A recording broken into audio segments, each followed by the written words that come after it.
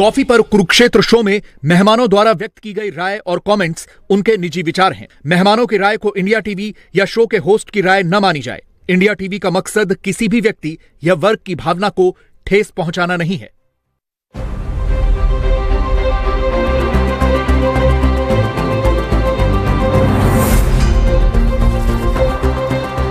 नमस्कार, बहुत स्वागत है आप सभी का। आप देख रहे हैं आपका प्रोग्राम कॉफी पर कुरुक्षेत्र। मैं हूं सौरभ शर्मा, आपके साथ वो प्रोग्राम जहां बातें होती हैं बिल्कुल खुल्लम खुल्ला। आज मुद्दाबात में मेहमान पहले प्रदीप सिंह जी हमारे साथ हैं। सर बहुत स्वागत आपका। विनोद अग्निहोत्री जी प्रोग्राम में आए हैं। सर बहुत स्वागत आपका भी। और हमारे पॉलिटिकल एडिटर देवेंद्र पराशर जी हमारे साथ हैं। देवेंद्र आपका बहुत स्वागत। मतलब आज है सर हाउसफुल, पूरा कोरम पूरा है सर। आज कोई बात छूट नहीं सकती है। आज विनोद जी आए तो आजकल हमारा हो गया, हम दोनों जब होते हैं तभी शेर आता है सर। तो मुझसे किसी ने कहा विनोद जी आ रहे हैं आज तुम शेर निकाल लेना। तो मैंने कौन सा शेर पढ़ा जाए, तो मैंने ये बताया ये पढ़ दें। बोले यार ये तो ट्रकों के पीछे लिखा होता है। मैंने कहा चाहे ट्रकों के पीछे लिखा होता हो चाहे टेम्पो के, शेर तो आज के लिए यही है सर। है पुराना लेकिन फिट है कि हमें तो अपनों ने लूटा, गैरों में कहाँ दम था, मेरी कश्ती वहां डूबी जहां पानी कम था। आप समझ गए होंगे आज का मुद्दा है सर राहुल गांधी। और राहुल गांधी के बहाने जो इंडिया गठबंधन में चल रहा है कि कौन बनेगा इसका लीडर। अब ममता बनर्जी ने कह दिया कि हम बनने के लिए तैयार हैं, हम दोनों काम कर लेंगे, बंगाल की सरकार भी चला लेंगे और इंडिया गठबंधन भी चला लेंगे, हमको अगर मौका दिया जाए तो। और सब एक जैसे सब लोग वेट ही कर रहे थे कि ये बोलें तो हम पीछे पीछे हाँ हाँ हाँ ये ठीक है, ये बढ़िया है, कर दें। तो शरद पवार जी, उद्धव ठाकरे जी, अखिलेश यादव की पार्टी के सब नेता बोलने लगे बिल्कुल ठीक है, बिल्कुल ठीक है। अच्छा, रामगोपाल यादव जी ने तो सपा वालों ने पूरी लिस्ट गिना दी। देखो ये कांग्रेस यहाँ हारी, यहाँ हारी, यहाँ हारी, यहाँ हारी, ये थोड़ा जोर लगा लेती तो मोदी तीसरी बार प्रधानमंत्री नहीं बनते। समझ में यह नहीं आ रहा है भाई कांग्रेस ने ऐसा क्या पाप कर दिया, या वो ऐसा कौन सा तीर चला लेंगी, ममता जी भी आ जाएंगी तो इंडिया गठबंधन का क्या बना देंगी और जाने वो मतलब वही फिर सब कुछ तय करने लगेगा। अचानक से ये हुआ कैसे? तो बात शुरू करें, मुझे लग रहा है शेर आ रहा है सर। हाँ शेर तो आएगा ही, शेर तो आना चाहिए प्रदीप जी। हाँ बिल्कुल बिल्कुल। तुम बेवफाई के उसूलों से वाकिफ नहीं हो। कौन कह रहा है? तुम बेवफाई के उसूलों से वाकिफ नहीं हो, बिछड़ने के बाद भी खैरियत पूछी जाती है। क्या बात है। तो ये ममता बनर्जी राहुल गांधी से कह रही है, राहुल गांधी उद्धव ठाकरे से कह रहे हैं, कौन किससे कह रहा है? तो सर फिर आप ही बताइए हुआ क्या? ये अचानक से ममता जी को कहां से ये बात सूझी कि भाई हम अब चलो इंडिया गठबंधन का नेतृत्व करें? देखिए दो चीजें हैं इसमें। कोई भी राजनीति में गठबंधन जो बनता है वो कोई धर्म खाते के लिए नहीं बनता है। उस राजनीति में गठबंधनों का उद्देश्य सत्ता पाना होता है, सत्ता पाने की राजनीति होती है। और जो पार्टी चुंबक बनती है सत्ता का, गठबंधन उसके इर्द गिर्द बनता है। आज भारतीय जनता पार्टी सत्ता का चुंबक बनी हुई है। तो चाहे वो चंद्रबाबू नायडू हो, चाहे नीतीश कुमार हो, चाहे अनुप्रिया पटेल हो, जो भी एनडीए घटक दल है, या चिराग पासवान हो, वो सब उसके साथ एकजुट हैं। ठीक है। कांग्रेस पार्टी वो चुंबक बन रही थी लोकसभा चुनाव तक, और जब 99 सीटें आ गई, 240 से बीजेपी आके रुक गई, 238 सीटें इंडिया गठबंधन की आ गई, तो लगा कि हाँ वो चुंबकत्व तो कांग्रेस के अंदर है, इसलिए सब उसके। अब फिर हरियाणा हार गए, जम्मू कश्मीर में परफॉर्मेंस बहुत खराब रहा, मतलब जो भी जीता नेशनल कॉन्फ्रेंस जीती, महाराष्ट्र का आपने देख ही लिया। तो वो चुंबकत्व तो कांग्रेस का जो है, और मध्य प्रदेश छत्तीसगढ़ का पहले ही हो चुका है था, वहाँ राजस्थान का। तो जो दूसरी पार्टियां हैं, क्षेत्रीय पार्टियां, उनको लगता है भाई अब हमारा मौका है ना, हमको दीजिए मौका। और सबसे बड़ी बात यह, कांग्रेस ने सबसे बड़ी जो गलती की है, इंडिया गठबंधन को एक गठबंधन की तरह चलाने की जिम्मेदारी हमेशा बड़ी पार्टी की होती है। और वो भूमिका भाई मुंबई की बैठक में हम सबको याद है कितनी कमेटियां बनी थी जी, कोऑर्डिनेशन कमेटी, प्रचार कमेटी, कमेटी, दुनिया भर की कमेटियां बन गई थी। उन कमेटियों की एक बैठक हुई क्या? मल्लिकार्जुन खड़गे अध्यक्ष बना दिए गए थे गठबंधन के, संयोजक नीतीश कुमार बनते बनते फिर वो नहीं बन पाए, लेकिन अध्यक्ष का तो हो गया था अनाउंसमेंट। लोकसभा चुनाव के बाद एक भी बैठक हुई क्या इंडिया गठबंधन की? क्या इंडिया गठबंधन हरियाणा में इंडिया गठबंधन की तरह चुनाव लड़ा? क्या झारखंड में इंडिया गठबंधन जीएमएम और वो थे साथ में, और या जम्मू कश्मीर में? इंडिया गठबंधन का मतलब होता है कि झारखंड में पता लगा अखिलेश यादव जा रहे हैं प्रचार के लिए, ममता बनर्जी जा रही हैं, उद्धव ठाकरे भी आ रहे हैं, हरियाणा में सब जा रहे हैं, तब लगता है कि गठबंधन जैसे एनडीए में होता है। बावजूद इससे कि एनडीए में नरेंद्र मोदी और बीजेपी का प्रभाव है, लेकिन कम से कम वो जिताऊ पार्टी आज की तारीख में है, तो उसके साथ सब है। ऐसे में कांग्रेस की बड़ी जिम्मेदारी थी कि आप विपक्षी गठबंधन के जब नेता है तो आपको ज्यादा समेट के सहेज के अपने साथी दलों को रखना है। ठीक है, आपने उत्तर प्रदेश बाई इलेक्शन में सीटें छोड़ दी, मौका दे दिया समाजवादी पार्टी को, ठीक है। छोड़ क्या दी सर, वो दे नहीं रहा था अगला, तो रंगा अच्छा ठीक है। दो तो दे ही रहे थे, दो की तो बात थी, खैर और गाजियाबाद की, उन्होंने आपने वो भी छोड़ दी, ठीक है। लेकिन गठबंधन को, गठबंधन का संयोजक, गठबंधन का सेक्रेटरीट, गठबंधन का जो है कॉमन प्रोग्राम, ये सारी चीजें एक मैकेनिज्म नहीं हुआ। इसका दोष का कांग्रेस के ऊपर है केवल? ज्यादा दोष तो इंजन पे ही जाता है गाड़ी चलाने का। डब्बों, भाई बड़ी पार्टी इंजन होती है ना। या तो आपकी स्थिति हो जैसे बीजेपी की है कि उसने 10 साल एनडीए को नहीं पूछा, 10 साल तक एनडीए कोई बैठक नहीं, कोई संयोजक नहीं, कोई अभी भी कोई संयोजक नहीं है एनडीए का, कोई वो नहीं है। लेकिन चूंकि बीजेपी जीत रही है तो सब साथ में। जब हरियाणा का चुनाव चल रहा था तो ये बात सब होती थी ना कि भाई आप सपा को या आम आदमी पार्टी के लिए कोई सीट नहीं छोड़ रही कांग्रेस, तो उस वक्त खुल के कहते थे उनके नेता कि इंडिया गठबंधन जो है लोकसभा चुनाव के लिए बना था, विधानसभा चुनाव में तो ऐसे गठबंधन की कोई बात नहीं हुई थी, लोकसभा में उसने अपना काम किया। नहीं, ये बात ठीक है, लोकसभा के लिए बना था, लेकिन चलिए लोकसभा के लिए बना था, लेकिन उसकी बैठकें, उसका कानूनी प्रोग्राम, चलिए पार्लियामेंट से पहले बैठक हो जाती है। गठबंधन की बैठक जो होनी चाहिए जिसमें सारे नेता हो, मतलब वो दिखाई पड़े ना। तो आज जो गठबंधन में दरारें दिख रही हैं, ये इसीलिए तो दिख रही है ना कि सारा दोष वैसे तो सबका मिलीजुली जिम्मेदारी है किसी, क्यों कांग्रेस, क्योंकि इंडिया गठबंधन नेता आधारित गठबंधन नहीं है। जैसे एनडीए में नरेंद्र मोदी सबसे बड़े नेता हैं, सबसे लोकप्रिय नेता हैं, उनके पीछे सब एकजुट हैं। इंडिया गठबंधन नेताओं का गठबंधन है, मतलब तेजस्वी यादव, लालू यादव बिहार में है, अखिलेश यादव यूपी में, ममता बनर्जी बंगाल में है, सबकी अपनी अपनी ताकत, अपनी अपनी ताकत है अपने क्षेत्रों में, झारखंड में वो हेमंत सोरेन है।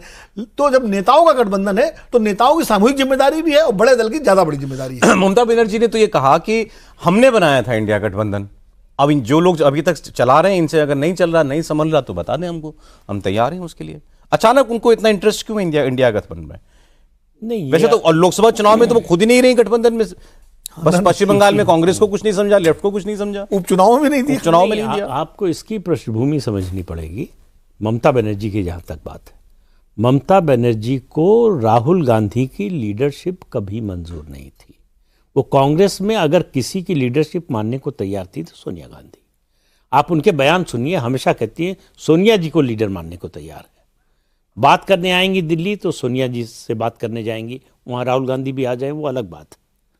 दूसरी बात, पहला जो कार्यकाल था प्रधानमंत्री नरेंद्र मोदी का, उसमें एक सीनियर मिनिस्टर से उन्होंने कहा कि तुम लोग हमको इतना परेशान क्यों करता है, तुमको लगता है हम कभी राहुल गांधी को नेता मानेगा?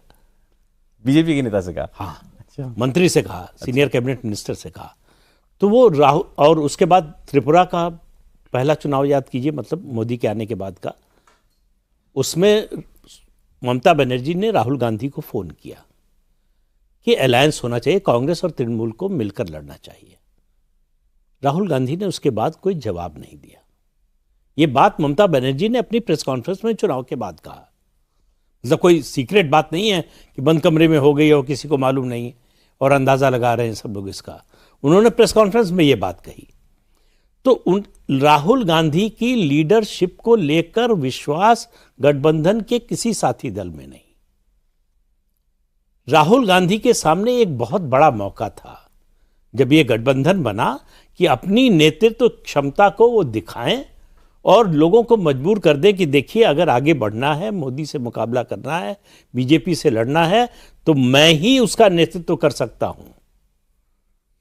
अब उनकी पार्टी सबसे बड़ी पार्टी है और बड़ी हो गई 2024 के बाद, तो उनकी जिम्मेदारी और ज्यादा बढ़ गई। जो भी देखिए, कोई जितने गठबंधन हुए हैं आप देख लीजिए, उनकी धुरी कोई मल्टी स्टेट पार्टी या नेशनल पार्टी बनती है। अगर मल्टी स्टेट पार्टी या नेशनल पार्टी नहीं बनेगी तो गठबंधन नहीं चलेगा। ममता बनर्जी नहीं बनेंगी, अरे बन जाएंगी तो ये गठबंधन नहीं चलेगा। लेकिन आप देखिए कि सहमति कितनी ज्यादा हो रही है। अभी आप ही ने कहा कि जैसे लोग इंतजार में बैठे, हाँ, बिल्कुल तैयारी बैठे थे। बस बोला, कीर्ति आजाद ने बोला, ममता बनर्जी तो बाद में बोली, पहले कीर्ति आजाद ने बोला और हाँ हाँ हाँ हाँ हाँ हाँ होने लगा। तो सब लोग इंतजार कर रहे थे कि कौन पहल करे। जैसे ही कहा गया तो ऐसा लगता है कि जैसे गठबंधन के साथी दल राहुल गांधी के नेतृत्व से छुटकारा पाना चाहते हैं। लेकिन राहुल गांधी कहाँ नेतृत्व कर रहे हैं सर इंडिया गठबंधन का? वो अपनी नहीं, पार्टी के लीडर हैं। अरे भाई अपनी पार्टी में इन्हीं लोगों ने, ममता बनर्जी ने नाम लिया था मल्लिकार्जुन खड़गे का। अपनी पार्टी के भी वो नेता नहीं है। नेता मतलब कोई पद नहीं है उनके पास, लेकिन लीडर तो अपनी पार्टी के है ना, उसका नेतृत्व तो कर रहे हैं। मल्लिकार्जुन खड़गे चुने हुए अध्यक्ष हैं, ये सही बात है, लेकिन मल्लिकार्जुन खड़गे फैसले लेते हैं या राहुल गांधी लेते हैं? ये सबको मालूम है, और होना भी चाहिए। किसी भी पार्टी में जो सबसे लोकप्रिय, सबसे बड़े जनाधार वाला नेता हो, उसी की लीडरशिप होनी चाहिए, तभी पार्टी चलती है या गठबंधन चलता है। तो गठबंधन तो बन गया। गठबंधन का एकमात्र उद्देश्य था मोदी को सत्ता से हटाना। अगर ऐसा नहीं होता तो एक कोई कॉमन मिनिमम प्रोग्राम बनता कि अगर स्थायी रूप से आगे हमको बढ़ना है, ये लड़ाई लड़नी है, तो ये लड़ाई जो है वैचारिक आधार पर होगी, विचारधारा के आधार पर होगी। और हमारी विचारधारा बीजेपी से अलग इस तरह से है, हमारे पास विकल्प बीजेपी का ये है।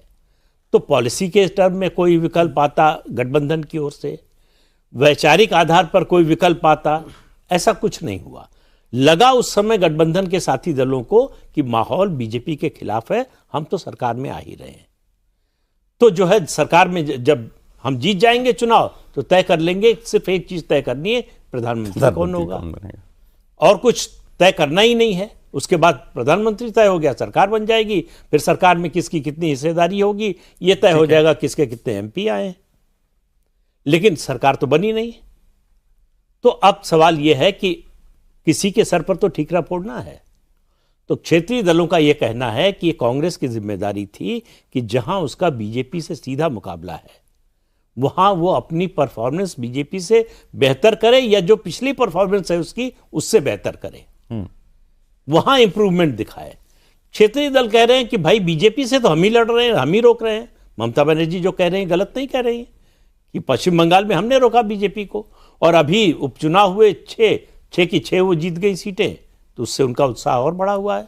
आरजी कार्ड मेडिकल कॉलेज की घटना के बाद उनको लगा था कि शायद उनकी लोकप्रियता कम हो गई है, लेकिन उन्होंने साबित किया कि उनका प्रभाव वैसे ही बना हुआ है और बीजेपी नहीं बढ़ रही। संदेश खाली के बाद लोकसभा में ज्यादा सीटें जीती। ममता बनर्जी का ये मुद्दा उठाना लीडरशिप का इंडिया गठबंधन का, एक किस्म से राहुल गांधी में नो कॉन्फिडेंस है कि भाई ये हमको ये नहीं चलने वाला, और जो लोग समर्थन कर रहे हैं वो भी नो कॉन्फिडेंस दिखा रहे हैं। ठीक है, अब आप तो दिन भर नेताओं के बीच में रहते हैं, क्या चाहते हैं, मतलब ठीक है, कौन ममता बनर्जी लीडर बन जाएंगी इंडिया गठबंधन की? इंडिया गठबंधन को क्या हासिल होगा?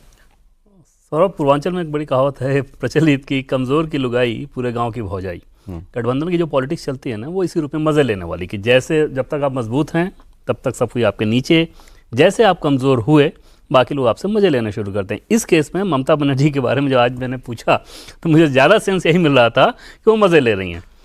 ऐसा कुछ होना नहीं है जो कि आपने कहा कि अभी क्या ही होना है। दूसरा, ममता बनर्जी शुरू में ज़रूर ये सपने देख रही थी कि गठबंधन जो इंडिया ब्लॉक बना है इसके लीडर्स को के तौर पर उनको स्वीकार लिया जाएगा। इस लिहाज से जो क्लेम किया जाता था कि बिहार में नीतीश कुमार, तब जेडीयू इसके हिस्सेदार थे, और बीजेडी भी आ सकती है साथ में, ऐसा ममता बनर्जी का मानना था कि वुमेन फैक्टर होने के चलते वो साथ आ सकती हैं, फिर वो एक माहौल बन जाएगा। अब वो दोनों इधर कोई मतलब नहीं है। उड़ीसा में नवीन पटनायक अप्रासंगिक अभी नजर आ रहे हैं, बिहार में नीतीश कुमार अलग हो चुके हैं, तो ममता बनर्जी मजे लेने वाला केस ज्यादा कर रही है, क्योंकि पश्चिम बंगाल में मजे किसके लिए? राहुल गांधी के मजे ले, राहुल गांधी के नेचुरली ऐसे हार के बाद और इस तरह की पोजिशनिंग के बाद कैसे मजे नहीं लेंगे उनके बाकी नेता? तो ऑफ रिकॉर्ड जैसी जैसी बातें बोलते हैं वो तो अगर कैमरे पे आ जाए तो तूफानी मच जाए। राहुल गांधी के बारे में मच जाए, कोई दिक्कत नहीं, सवाल नहीं, मैं बाइट के तौर पर मैंने चला दिया है। असल में ये नहीं कह सकते ना, वो उनके नेता ही कह सकते, उनके नेता ही बोल सकते हैं। तो उस लिहाज से कॉन्फिडेंस बिल्कुल नहीं है। और राहुल गांधी की सबसे बड़ी समस्या यही है कि आपके एलाइज भी आप पे भरोसा नहीं कर रहे, आपकी पार्टी के लोग भरोसा नहीं कर रहे। और टीएमसी के संदर्भ में एक चीज़ और देखें सौरभ, कि अभी कांग्रेस पार्टी और राहुल गांधी के लिए सबसे बड़ा मुद्दा क्या है? अडानी पार्लियामेंट में, और इस सबसे बड़े आपके मुद्दे पे टीएमसी दूर दूर तक कहीं आपके साथ नहीं। टीएमसी नहीं है, अखिलेश यादव नहीं है, और टीएमसी तो खुले तौर पर उनको तो मतलब बोलिए तो वो अडानी की तारीफ करें। वो टीएमसी तो पहले दिन से ही उसने अपने बिल्कुल। तो ये इतना बड़ा गैप अगर हो तो उससे तो सीधे समझ में आता है ना कि जो आपका सबसे बड़ा इशू है, अगर वही इशू हमें डाइजेस्ट नहीं है तो फिर काहे का लीडरशिप, काहे का नेतृत्व, काहे का गठबंधन। आप नहीं मानते, आपका इशू अलग है, मेरा तो है कांग्रेस राहुल गांधी का इशू है, और उस पर आज वो पार्लियामेंट में मुखौटा लेके आए हुए थे ना सब। हमेशा देखी गई है, गठबंधन बना नहीं बना, बनाने की कोशिश हुई और कुछ हो पाए ना हो पाए, फ्लोर कोऑर्डिनेशन जरूर होता रहा। विपक्ष पहले भी एक रहा हो हमेशा, ऐसा तो रहा नहीं, लेकिन जब भी इस तरह के बड़े मुद्दे आए विपक्ष के बीच में फ्लोर कोऑर्डिनेशन वो भी नहीं दिख रहा है। 99 सीटें आपकी आ गई, बीजेपी 240 पर रुक गई। इसके बाद भी आप आपस में बैठकर तय करते कि ये 1 2 3 प्रायोरिटी में ये मुद्दे हैं, इन पर हम सब लोग मिलकर इस मुद्दे को उठाएंगे, वो कहीं दिखाई नहीं दे रहा है। पार्लियामेंट में अक्सर संभल जाने पर राहुल गांधी के जिस तरह से रामगोपाल यादव ने प्रतिक्रिया दी, बैठक तो सर एक सेकंड, मल्लिकार्जुन खड़गे तो बैठक बुलाते हैं ना विपक्षी नेता, जाता को बुलाते हैं, हाँ, लेकिन उसमें जाते नहीं है लोग। टीएमसी वाले लोगों का अलग से ही रहता है। खासतौर पे पार्लियामेंट शुरू होने से पहले भी जब था तो वो जाके दूसरे इश्यूज गिना रहे थे, भाई ये इश्यूज ज़रूरी हैं, इस पे बात करने की ज़रूरत है। कांग्रेस पार्टी सिर्फ अडानी को लेके पूरा जोर दे रही थी, तो टीएमसी तो एकदम से अपना दिखाती है। संभल के मुद्दे पे एसपी ने भी लगभग खुल के कहा, और जैसे कि रामगोपाल यादव जी का बयान आपने देखा होगा कि उससे ज़्यादा क्या ही बोल सकते थे वो। देखिए, मुझे लगता है कि फ्लोर कोऑर्डिनेशन लोकसभा चुनाव के बाद जो सत्र हुआ उसमें तो बेहतर था, और सरकार को इन्होंने काफ़ी घेरा भी। इस सत्र में फ्लोर कोऑर्डिनेशन की कमी आई, और वो इसलिए आई खास करके अडानी के मुद्दे को लेकर के। संभल की बात ऐसी है कि संभल में दोनों के सामने क्या है, अपना जो माइनॉरिटी वोट है उसको सिक्योर करने की बात है, उसमें होड़ है। समाजवादी पार्टी और कांग्रेस नहीं चाहे, कांग्रेस में उत्तर प्रदेश में जो माहौल है कि समाजवादी पार्टी चाहती कि वो उसके साथ रहे माइनॉरिटी वोट, और कांग्रेस चाहती कि हमारे पास आए, तो इसलिए उसमें कोई कोऑर्डिनेशन नहीं है एक साथ मिलकर के, जो तो ये एक तो इनकी कमी है। दूसरी बात ये है, असली बात जो मुख्य बात ये है कि ममता बनर्जी के सामने एक चीज़ और है। मजे वाली बात तो देवेंद्र ने कही, तो ठीक है क्योंकि नेताओं के साथ रहते हैं, ममता बनर्जी आगे भी देख रही है। 2026 में पश्चिम बंगाल के चुनाव होने हैं विधानसभा के जी, और वो अभी से अपनी पोजिशनिंग एक बड़े लीडर के रूप में फिर से कर रही हैं। और उन्होंने अगर मान लीजिए इंडिया गठबंधन के सारे घटक दल उनके नाम पर तैयार हो जाएं और कोई तीसरे मोर्चे जैसी चीज बनने लगे, तो उससे कद तो ममता बनर्जी का ही बढ़ेगा ना, तो वो उनको बंगाल में फायदा करेगा। तीसरा मोर्चा बन सकता है, उसमें क्या दिक्कत है भाई। माइनस कांग्रेस, सारे रीजनल पार्टी, वो बीजेपी को भी सूट करेगा। 84-86 एमपीज का ब्लॉक है पूरा, जो ममता बनर्जी के नाम पर जो है एक तरह से सहमत है, तो उसका अलग ब्लॉक बन सकता है। भाई कांग्रेस का कब तक इंतजार करेंगे? डीएमके को छोड़ के मुझे लगता है किसी को डीएमके चुप है। डीएमके न तो समर्थन में बोल रही, न विरोध में बोल रही है, क्योंकि उनको अपना 2026 का चुनाव दिख रहा है, उनके लिए प्रायोरिटी वही है। एमके स्टालिन के लिए उदयनिधि स्टालिन को अपने सक्रिय रहते हुए मुख्यमंत्री बनाना है, एकमात्र लक्ष्य उनका इस समय यह है।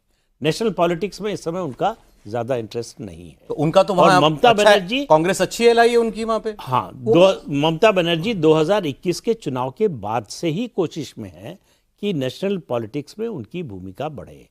प्रशांत किशोर को प्रोजेक्ट ही दिया गया था ये, वो तो प्रशांत किशोर अपनी भूमिका में आ गए। नहीं, प्रशांत किशोर ने दूसरा काम शुरू कर दिया कि भतीजे को भड़काना शुरू किया कि दीदी को हटाओ, बुआ को हटाओ, तुम बन जाओ, तुम मुख्यमंत्री बन जाओ, पार्टी पूरी बदल दो, ये पुराने लोगों को हटा दो। तो ममता बनर्जी को लगा कि पता चला आधी चोर पूरी को धावे, आधी मिले न पूरी पावे, वो हाल ना हो जाए, तो पहले अपना घर ठीक रखो। अपना घर ठीक रहेगा तो आगे और अवसर। वो आप जो वो सब मुझे लगा कह रहे हैं कि ये सब कुछ सारी कवायद ममता बनर्जी का पश्चिम बंगाल विधानसभा चुनाव से अपना स्टॉक ऊपर करने के लिए। नहीं, मुझे थोड़ा डाउट है, क्योंकि देखिए विधानसभा चुनाव पहले, उसके बाद स्थानीय निकाय चुनाव, पंचायत चुनाव, फिर उसके बाद लोकसभा चुनाव, फिर अभी बाई इलेक्शन। इनमें से किसी चुनाव में ऐसा नहीं लगा कि ममता बनर्जी का स्टॉक जो है पश्चिम बंगाल में नीचे जा रहा है या किसी और पार्टी का बढ़ रहा है। यह भी हो सकता है कि वो एक जगह पर स्थिर हो जाए और दूसरी कोई पार्टी बढ़ रही हो। जो बढ़ रही थी बीजेपी, वो घट रही है बढ़ने की बजाय। बिल्कुल। तो उनको पश्चिम बंगाल की, जाहिर है कि एक ही स्टेट है तो चिंता तो होगी ही, लेकिन उनके सामने ऐसी चुनौती नहीं है कोई। कांग्रेस और सीपीएम वहां खड़े भी नहीं हो पा रहे हैं अपने पैर पर। ठीक है। तो इसलिए उनको ये भी डर नहीं है कि अगर ये खड़े हो गए, मजबूत हो गए, लड़ने की स्थिति में आ गए तो हमारा मुस्लिम वोट बैंक वो उसमें डिवीजन का मतलब ममता बनर्जी का नेशनल पॉलिटिक्स में जेन्युइन इंटरेस्ट जागा है। जेन्युइन इंटरेस्ट है। उनको लग रहा है कि कब तक यहाँ मुख्यमंत्री रहेंगे। उनको अपने भतीजे के भविष्य के बारे में, राजनीतिक भविष्य के बारे में भी सोचना है। वो सौंपेंगी नहीं सौंपेंगी वो अलग मुद्दा है, लेकिन वो अपने ऑप्शंस खुले रखना चाहते हैं। ये थर्ड फ्रंट वाली बात कि अब कांग्रेस से भी अलग होकर कि ये सब जो है अपना एक अलग नहीं, ये असंभव बनाना नहीं चाहते है, हैं। असंभव नहीं है, लेकिन ये बहुत लंबे समय तक इसी हालत में नहीं चल सकता। ये यथास्थिति ऐसी नहीं बनी रह सकती कि गठबंधन में लीडरशिप का अभाव परसेप्शन के लेवल पे बन जाए। अभी तो ममता बनर्जी ने गेंद फेंकी, पत्थर फेंका है पानी में, वाटर टेस्टिंग जिसको बोलते हैं। अब उसमें सब बोल रहे हैं अपने तरीके से। ये बाकी लोग क्यों उनके पीछे लग गए? शरद पवार जी, अखिलेश यादव जी, सब लोग। सब कांग्रेस पार्टी से तो मोह भंग सबका ही हो रहा है ना। अगर महाराष्ट्र और हरियाणा के नतीजे अगर अलग आए होते और कांग्रेस पार्टी को वहां पे जीत हासिल हाँ, तो आज फिर सबकी भाषा एकदम अलग होती, अलग अंदाज होता। शरद पवार तो साथ लड़े, वो जितनी कांग्रेस की हार है उतनी शरद पवार की भी हार हाँ, है। लेकिन वो कोई अपना कोई थोड़ी मानते हो। तो यही लगता है ना कि कांग्रेस पार्टी ने करा दिया। जैसे हेमंत सोरेन का आपने झारखंड में सुना होगा कि चुनाव के बाद जेएमएम ने नतीजों से पहले ये कहा कि कांग्रेस पार्टी 24 सीटों पे मुकाबले में है, मतलब वो भी जीत नहीं रही, मुकाबले में। अब आप सोचिए कि पहली बार मैं ऐसा देख रहा था कि नतीजों आने से पहले आप अपने अलायंस दल के बारे में प्रेस कॉन्फ्रेंस करके इस तरह से बयान दे रहे हो। तो जाहिर तौर पर कांग्रेस को भी प्रेशर में लेने की स्थिति थी। तो जब नतीजे खराब हुए हैं इन दोनों ही राज्यों के, तो जाहिर तौर पर सीधे सीधे सवाल ये है कि कांग्रेस पार्टी, उनकी नीतियाँ, और ये तो कहा ही जाता है कि राहुल गांधी मेहनत नहीं करते। अब ऐसे में अलायंस के अंदर कोई फ्रस्ट्रेशन आता है, वीडियो बना रहे थे, देखा नहीं आपने पार्लियामेंट में वो मुखौटा वाला? एलाइज के अंदर अगर फ्रस्ट्रेशन हो तो ठीकरा कहाँ फूटेगा? तो यही होगा ना कि भाई राहुल गांधी बिल्कुल बात नहीं करते ऑपोजिशन के लोगों से। नहीं, बात करते हैं, लेकिन उस हिसाब से जो गंभीरता नजर आनी चाहिए। जैसे उदाहरण के तौर पे कंट्रास्ट में आप देखें कि बीजेपी को अभी ऐसी कोई ज़रूरत नहीं है। रेगुलर वे में एनडीए के लिए अलग अलग ग्रुप्स बने हुए हैं, और सत्र से पहले आपने देखा होगा कि बीजेपी मुख्यालय में गृहमंत्री अमित शाह, बीजेपी के राष्ट्रीय अध्यक्ष जेपी नड्डा के साथ बैठक हुई थी। उसके बाद पार्लियामेंट सेशन के चलने के दरमियान वो सब अलग अलग, मीडिया का भी लेवल है उनका, नेताओं के लेवल है, हर लेवल पर बैठक चलती रहती है एनडीए की। नहीं, एक समस्या और है कांग्रेस पार्टी में। राहुल गांधी मान लीजिए नहीं करते या कम करते, राहुल गांधी के बाद कोई नेता ऐसा नहीं है जो सबको एक साथ गुड ह्यूमर, जो अहमद पटेल करते थे जो काम, या खड़गे साहब क्या करते हैं? नहीं, खड़गे साहब तो करते होंगे। करना, देखिए ये काम सेकंड थर्ड लाइन की, जो खासकर सेकंड लाइन के जो लीडर्स होते हैं, अब कैसी वेणुगोपाल साहब हैं, जिम्मेदारी उनकी है जिस पोजीशन पर है वो, लेकिन उनको लेके तो पार्टी के अंदर ही बहुत सारे सवाल हैं। प्रणब मुखर्जी सवाल है, प्रणब मुखर्जी करते थे इस काम को, तो अहमद पटेल, प्रणब मुखर्जी, वो चीज जो है। अब प्रियंका गांधी आई है, या तो वो कुछ करें, वो एक राहुल ही क्यों ना करें, मैं तो पूछ रहा हूं। नहीं, राहुल करें, बहुत अच्छा है, लेकिन अगर मान लीजिए राहुल का स्वभाव नहीं, मैं एक बात कर रहा हूं, तो दूसरा भी तो होना चाहिए। हर एक से हवामान नहीं लगता। नहीं, हर एक से मोदी जी थोड़ी बात करते हैं, हर एक से मोदी जी थोड़ी बात करते हैं। मान लीजिए अमित शाह करते हैं, नड्डा जी करते हैं, बहुत सारे, हर पार्टी की तरह फंक्शन करती है ना भाई। पहले इसी पार्टी में अशोक गहलोत भी संगठन महासचिव थे, अहमद पटेल थे, लीडर ऑफ ऑपोजिशन है वो। लेकिन अगर कोई स्टूडेंट अगर अपने भाषण में वो खुद ही कहते हैं कि मैं केवल कांग्रेस की नहीं, पूरे विपक्ष की आवाज हूं। देखिए संदेश क्या दे रहे हैं। अभी 3-4 दिन पहले की बात है, राजस्थान गए थे, अशोक गहलोत ने माला दी, उन्होंने किसी को पकड़ाया, चले, अशोक गहलोत की तरफ देखा भी नहीं। अब आज सोशल मीडिया के ज़माने में ऐसी फोटो वायरल होने में कोई समय नहीं लगता। आपका इंटेंशन नहीं रहा होगा, हो सकता है, लेकिन जो दिखा सामने वो दिखा कि अशोक गहलोत के कैलिबर के, उस स्टेचर के नेता को आप किस तरह से मंच पर इग्नोर कर रहे हैं। यही बात अगर कांग्रेस में, बीजेपी में हो जाए तो आप देखिए कितनी बड़ी खबर हो सकता है, हम लोग उस पर चर्चा कर रहे होते। नहीं, करते ही है वो भैया। उस वीडियो की थी चर्चा हुई थी जब योगी जी, वो हालांकि बाद में उसका वो निकल गया कि वो नमस्ते किया, उन्होंने नहीं किया, उनको चर्चा हुई। वो अलग बात है कि बाद में पता लगा कि नहीं वो वीडियो मॉर्फ था। तो चर्चाएं तो होती हैं बड़ी पार्टियों में, जिस तरह के जो बॉडी लैंग्वेज और ये जो जेस्चर्स होते हैं उनको बड़ा महत्व होता है सोशल मीडिया के ज़माने में। अब याद कीजिए वो एक माला वाला सीन था जिसमें वो मंच पर आया जा रहा था, वो राजनाथ सिंह जी अंदर आने लगे तो उनको बाहर कर दिया गया। कितनी चर्चा हुई थी। तो ऐसा नहीं है। तो इस तरह की चीज़ें होती हैं। मैं एक शेयर कह दूँ जी सर, जो शायद माकूल बैठेगा इंडिया गठबंधन या किसी भी गठबंधन पे। वक्त यूं ही रेत की तरह फिसलता रहा, वक्त यूं ही रेत की तरह फिसलता रहा, कोई मिलता रहा तो कोई बिछड़ता रहा। आप ये जो कह रहे हैं कि राहुल गांधी मेहनत क्यों नहीं करते, ये कुछ वैसा ही उदाहरण होता है कि क्लास 1 से 10, फिर मेट्रिकुलेशन के बाद इंटरमीडिएट, ग्रेजुएशन में कोई स्टूडेंट्स अच्छा ना करे और फिर भी पीजी के क्लास में गार्जियन ये कहें कि यार 16 घंटे क्यों नहीं पढ़ रहे हो, 18 घंटे क्यों नहीं पढ़, नहीं कर सकते। इतने दिनों में तो कांग्रेस पार्टी को ये समझ में आना चाहिए कि ये सब काम वो नहीं कर सकते।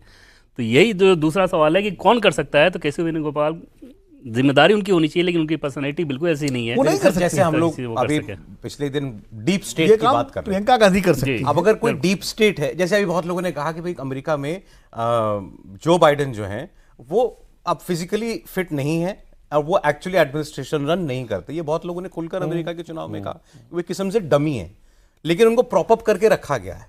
तो मतलब ये देखने वाली कोई व्यवस्था है ना कि भाई देश भी चलना है, राष्ट्रपति भी खड़ा देखना चाहिए, और चलाते अब रहो, चलाते अमेरिकन रहो, पॉलिसी चलाते कंटिन्यूटी में चल रही है। रहो। ऐसे पार्टियों में नहीं होता क्या कि भाई होता है कि भाई आने चलते रहना है, भाई एक को नेता भी बना के रखना है, डोनाल्ड लेकिन ट्रंप काम को- भी होता रहे पीछे। डोनाल्ड ट्रंप को ही देखिए, 4 साल जिस तरह से उन्होंने स्ट्रगल किया है, जो लोग उनके साथ हैं उनको मालूम था कि अगर ये चुनाव ट्रंप नहीं जीते तो उनकी जिंदगी बर्बाद हो जाएगी, लेकिन कोई टस से मस नहीं हुआ। जो अपॉइंटमेंट कर रहे हैं वो सब ऐसे लोग हैं, ट्रस्टेड लोग, हारे या जीते हम अपनी ओर से मेहनत करेंगे, कोशिश करेंगे, हमारा जिसमें कन्विक्शन है हम उसके साथ रहेंगे।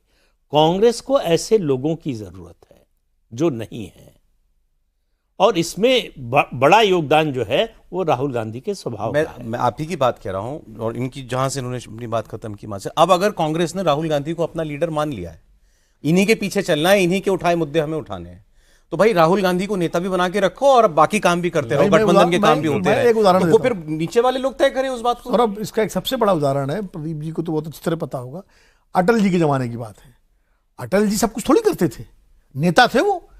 अडवाणी जी थे, प्रमोद महाजन थे, अरुण जेटली थे, ये सारे लोग पार्टी देखते थे किसको क्या करना है। अटल जी तो नेता थे, वो भाषण देते थे। वो लेयर कांग्रेस में गायब हो गई क्या? वो लेयर गायब हो गई। फ्लोर कोऑर्डिनेशन एक तरह से उस समय जो है राज्यसभा में अरुण जेटली वाह, करते प्रमोद थे, महाजन। लोकसभा में सुषमा। सुषमा जी, प्रमोद महाजन। तो उनको मालूम था कि हमारी लीडरशिप हमसे क्या अपेक्षा करती है, और लीडरशिप को मालूम था कि इनकी क्षमता क्या है। और यही ये जब दोनों चीजें मिलती हैं तब बात आगे बढ़ती है। राहुल गांधी के पास सेकंड रंग क्या है कांग्रेस पार्टी एक में? एक एक वही केशव वेणुगोपाल इफेक्टिवली पावर के हिसाब से वही हैं, फंक्शनिंग के हिसाब से जैसे पार्टी के भीतर ही बहुत सारे लोग उनसे बहुत असहज रहते हैं, तो गठबंधन के लोग क्या ही सहज होंगे।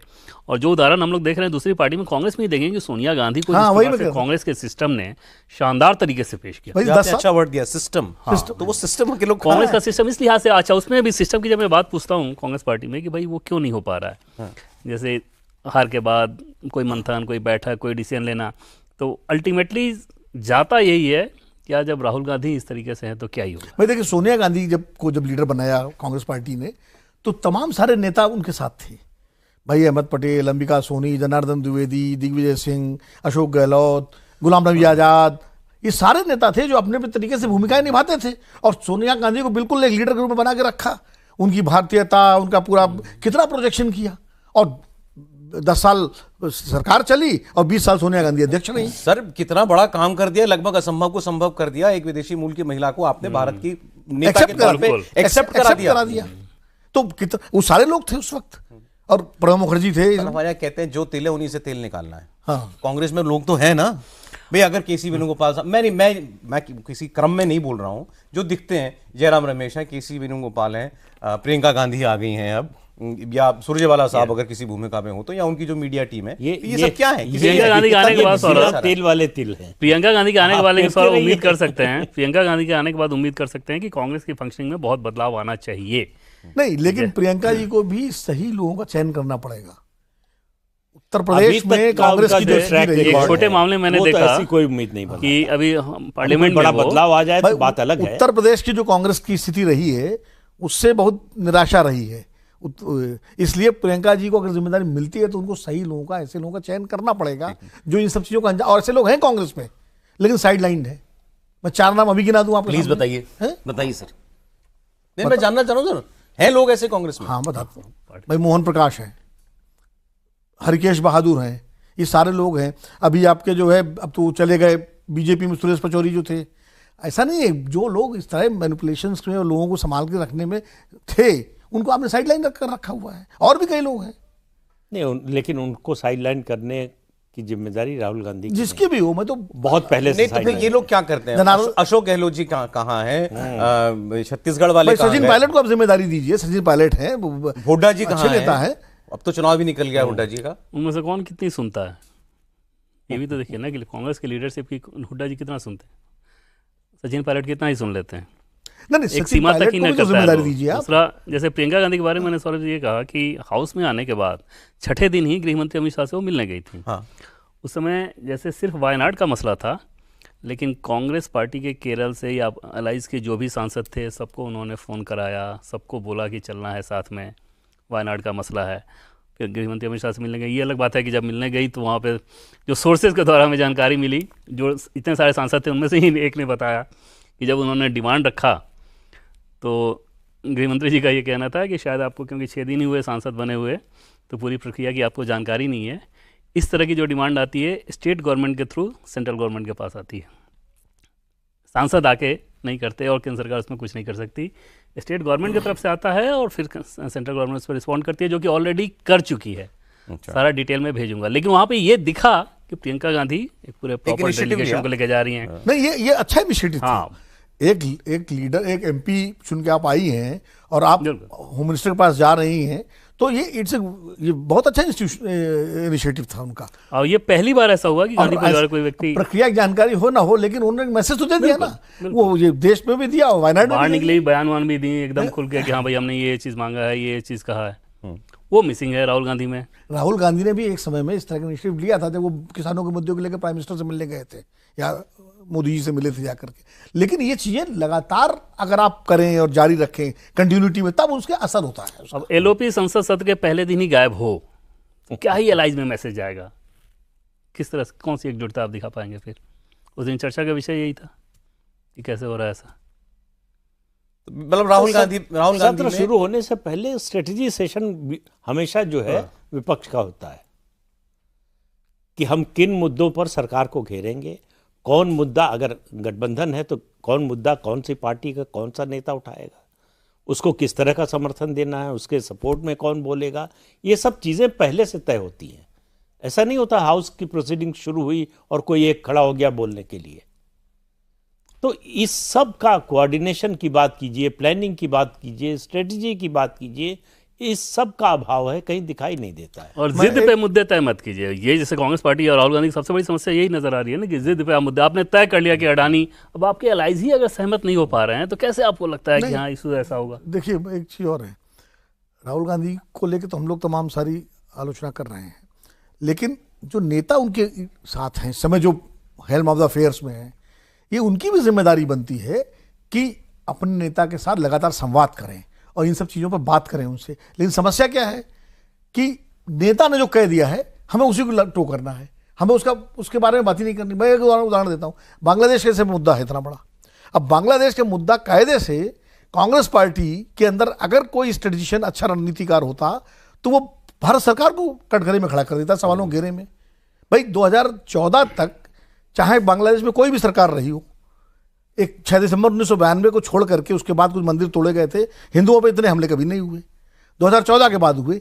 इस सवाल पर तो कांग्रेस पार्टी को प्रस्ताव लाना चाहिए था संसद में, बिल्कुल सही, और डिमॉन्स्ट्रेशन करना तो चाहिए था। तब लाएंगे आप जब आप हिंदू मंदिरों की बात करें। हाँ, बात करते वो हैं। आपका मुद्दा ही नहीं है। नहीं, मुद्दा बनाना, तो ये मैं कह रहा हूँ, ये जो जब दूरदृष्टि आप होती है। बांग्लादेश में जो हो रहा है उस मुद्दे पर हिंदू शब्द का नाम ही नहीं लेते हैं, तो इससे साफ नीचे वालों को क्या मैसेज जाएगा तो आप कि इस पर नहीं बोलना। आप और इजराइल फिलिस्तीन पे ध्यान था। राहुल गांधी तो मेरे ख्याल से अभी तक फिलिस्तीन नहीं बोले बांग्लादेश और में। इजराइल एक फिलिस्तीन ट्वीट को आया लेकर था था। एक ट्वीट आया था, लेकिन उसमें हिंदू शब्द माइनॉरिटीज था। उल्टा क्या है, उल्टा ये है कि खुद कांग्रेस सवालों घेरे में जैसे सरकार उसकी हो।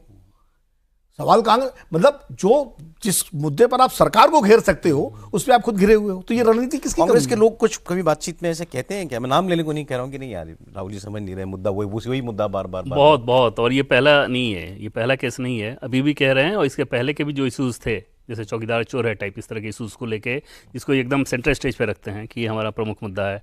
और हमें ये बताया गया कि चुनाव के नतीजों के बाद भी उनको ये शिकायत थी कि इस मुद्दे में बहुत ताकत थी, हमारे नेताओं ने सपोर्ट नहीं किया। राहुल गांधी ये तो राहुल राहुल गांधी कमेटी को में कहा शिकायत गया, थी। और अभी फिर प्रियंका से ने भी कहा, राहुल गांधी ने भी कहा, अडानी को लेकर दो वही है। नेता कमलनाथ और पी चिदम्बरम, कमलनाथ का किस्सा शायद मैंने बताया था इसी कार्यक्रम में कि राहुल गांधी ने कहा कि मैं बोलता हूँ, नारा लगाता हूँ चौकीदार चोर है, आप लोग बोलते ही नहीं है। कमलनाथ ने कहा कि अगली मीटिंग में करेंगे। अगली मीटिंग जो मध्य प्रदेश में हुई तो उसमें कमलनाथ भी थे। फिर राहुल गांधी ने नारा लगाया, कमलनाथ चुपचाप बैठे रहे। बाद में पूछा राहुल गांधी ने अब क्या हुआ, तो बोले कि मैं देख रहा था आगे की 2 लाइन में जो हमारे कार्यकर्ता बिठाए गए थे सिर्फ वही नारा लगा रहे थे, पब्लिक से इस नारे का जवाब नहीं आ रहा था, इसलिए मैंने नहीं लगाया। पी चिदम्बरम से कुछ लोगों ने मिलकर कांग्रेस के कहा कि राहुल गांधी को समझाइए, ये मुद्दा नीचे नहीं चल रहा है। चिदम्बरम ने कहा कि वो बेइज्जती कर देंगे, बेइज्जती कर देंगे मेरी। हाँ, मैं नहीं बोलूंगा। इतना डर? ये देखिए, ये चिदम्बरम को कहना चाहिए। अगर आप पार्टी की ऐसी बात करते हैं, आप इज्जत और बेइज्जती के चक्कर में आप सही बात ना बताएं, आप बता दीजिए, ज्यादा देर तक क्या होगा आपको। आप ठीक है, आप उसकी कीमत चुकाइए पार्टी के लिए। एक जो पार्टी का हितैषी नेता होता है वो तो बोल देता है ना कड़वी बात। प्रॉब्लम यही, कांग्रेस में कड़वी बात बोलने वाले नेता अब नहीं बचे हैं। ओके। जो आप देखिए, इंदिरा गांधी के जमाने में भी बहुत सारे नेता कह देते थे उनसे कि इंदिरा जी ये बात ठीक नहीं है। ठीक है सर। और कभी वो सुनती थी, कभी नहीं सुनती। सर जल्दी 2-3 सवाल हमने आज, चूंकि इंडिया गठबंधन की चर्चा की थी ओवरऑल, कांग्रेस की सिर्फ नहीं, इंडिया गठबंधन जैसा कुछ बचा है क्या अस्तित्व में, है क्या? नहीं, देखिए फंक्शनिंग लेवल पे तो नहीं बचा है, लेकिन स्ट्रक्चर के लेवल पर और एक परसेप्शन के लेवल पर तो बचा ही हुआ है। ये रिवाइव किया जा सकता है अगर ममता बनर्जी जैसी कोई लीडर वाकई इसका नेतृत्व करें? नहीं, रिवाइव तो हो सकता है, लेकिन फिर उसमें पूरी ईमानदारी की जरूरत है सारे घटक दलों को, कि चाहे ममता जी की लीडर बने, चाहे कांग्रेस पार्टी का ही कोई नेता बने, या चाहे राहुल गांधी बने रहे, वही सवाल। लेकिन रिवाइव करने की इच्छा शक्ति होनी चाहिए। ममता बनर्जी वो उस इच्छा से ये बात कह रही है या बस केवल कांग्रेस के मजे लेने के लिए? ममता बनर्जी की समस्या दूसरी है ना, कि पश्चिम बंगाल के बाहर उनकी कोई स्वीकार्यता नहीं है। वो कह रहे हम चला लेंगे, हम सरकार भी चला लेंगे। कहना आसान है ना, अब सवाल ये है कि अब पश्चिम बंगाल के बाहर एक सीट जिताने की स्थिति में है क्या? ये पहले भी सौरभ अगर देखें तो इंडिया ब्लॉक मीडिया की ही उपज है प्रभाव के हिसाब से। मैं जानना चाह रहा हूँ ग्राउंड पर ऐसा कुछ बचा है कहाँ रहा? जैसे पंजाब में कांग्रेस पार्टी आम आदमी पार्टी साथ आती तो कोई फर्क पड़ता, वहाँ पे विरोधी हैं। बंगाल में टीएमसी कांग्रेस साथ आती तो कोई फर्क पड़ता, वहाँ पे आप विरोधी हैं। अब एनसीपी बिहार में जाके क्या ही कर लेगी, या आरजेडी महाराष्ट्र में जाके क्या कर लेगी? तो इस तरह के गठबंधन, जब तक गठबंधन साथ आने से कोई इम्पैक्ट ना पड़ता हो, फिर क्या मतलब है उसका, उस गठबंधन का? फिर कहाँ कौन सी ताकत है? नाम के लिए आपने हेडलाइंस मेंटेन करने के लिए जो भी गठबंधन चले हैं वो जब उसमें कई मल्टी स्टेट पार्टी ही लीड करती है उसको, तभी जो है वो गठबंधन चल पाते हैं, वही लीड करती है। वही तो सर वही बात हो गई, मतलब कि चला कांग्रेस ही सकती है लेकिन राहुल गांधी नहीं चला पाएंगे। स्थिति तो यही है, वास्तविकता यही है। नहीं, राहुल गांधी ऐसा नहीं है। राहुल गांधी जो अभी तक का अनुभव है वो तो यही कह रहा है। नहीं, राहुल गांधी अपने साथ एक अच्छी टीम लेके तो चला सकते हैं, वही चला सकते हैं। टीम चलाती है ना हर चीज बने, क्या लेकिन टीम बनाने की भी जिम्मेदारी राहुल गांधी की, ये उनकी जिम्मेदारी है। उसमें एक चीज दिलचस्प आपको बता दूं बहुत शॉर्ट में, कि उनसे ये बोला गया था, केशव वेणुगोपाल को लेकर किसी नेता ने कहा कि बहुत टैलेंटेड नहीं है, तो उनका ये कहना था कि जो टैलेंटेड थे वो कहाँ हैं? ज्योतिरादित्य सिंधिया, आरपीएन सिंह, इनके बारे में इशारा था कि छोड़ के चले गए। ये भी सवाल राहुल गांधी पर ही है। इनकी भी तो समस्या देखिए। सर एक फिल्म में, एक पिक्चर में एक बड़ा डायलॉग वायरल हुआ था, उसमें वो कहते हैं कि बेटा तुमसे ना हो पाएगा। मैं ये नहीं कह रहा हूं कि तुमसे ना हो पाएगा, लेकिन सवाल खड़ा हुआ है लगातार कि हो पाएगा कि नहीं हो पाएगा। अब इसके लिए लोकसभा चुनाव में तो हो गया था, जिस तरह नतीजे आए थे, उसके बाद वही राहुल गांधी थे, वही सब कुछ था, वही नेता थे। ये चुनाव के नतीजे तय करते हैं। अभी हरियाणा महाराष्ट्र जीत जाते तो हो जाता सब कुछ। चलेगा, चुनाव तो हमारे देश में थोड़ी कभी खत्म होने, फिर आगे अगले वाला। अभी दिल्ली आ रहा है, बिहार आ रहा है। बहुत शुक्रिया प्रदीप जी, बहुत शुक्रिया विनोद जी, बहुत धन्यवाद आपका। देवेंद्र बहुत शुक्रिया आपका भी। आप कॉफी पर कुरुक्षेत्र देख रहे थे, आज इतना ही, फिर मुलाकात होगी।